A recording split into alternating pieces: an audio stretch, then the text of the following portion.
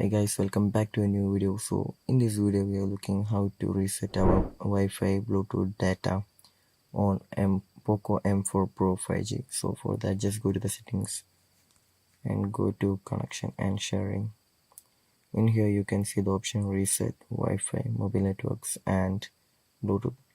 Just by tapping that down option, just confirm your password.